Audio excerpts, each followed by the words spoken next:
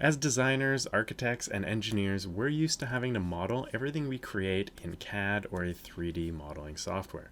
But what if AI could do all of the dirty work for us, giving them simply an image and getting a 3D model exported that we can use in our renders or even 3D print like on this printer here behind me.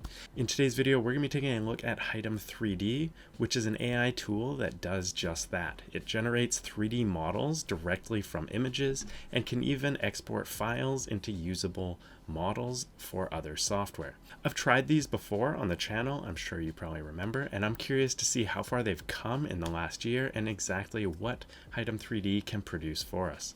I want to thank them for sponsoring today's video and giving me some credits to try out and showcase for all of you. Let's jump into the video and see what we can do.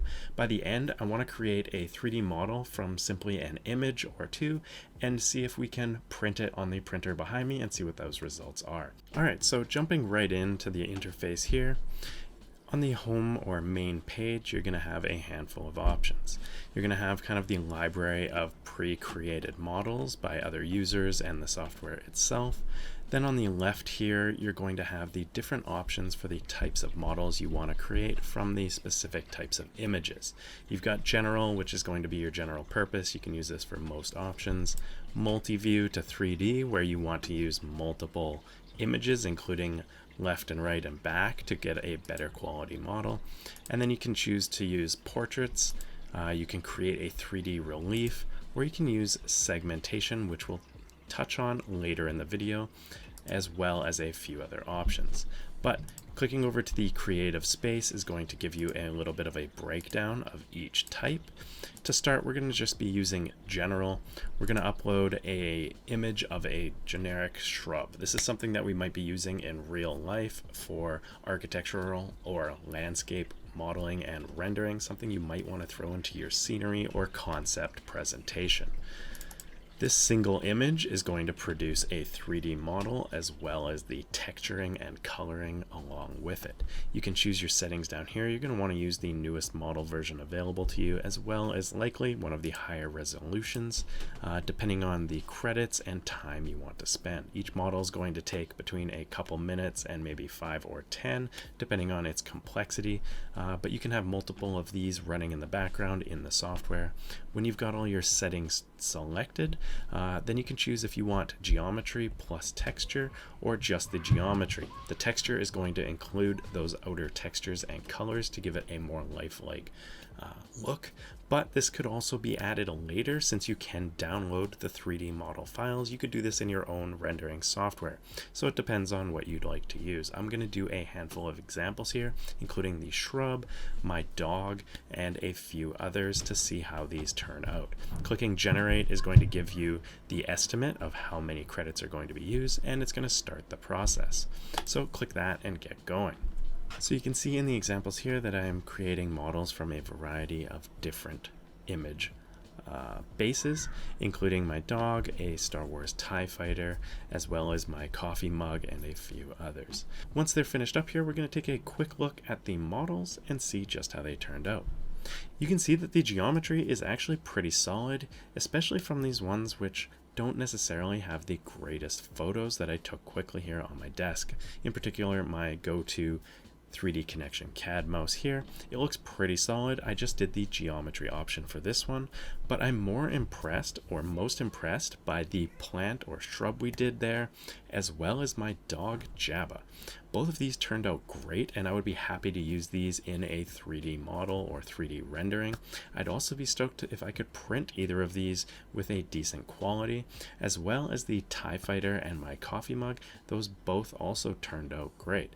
I like the texture in the coffee mug and the changes between materials. You can see the brushed aluminum as compared to the matte white and the clear plastic on the top.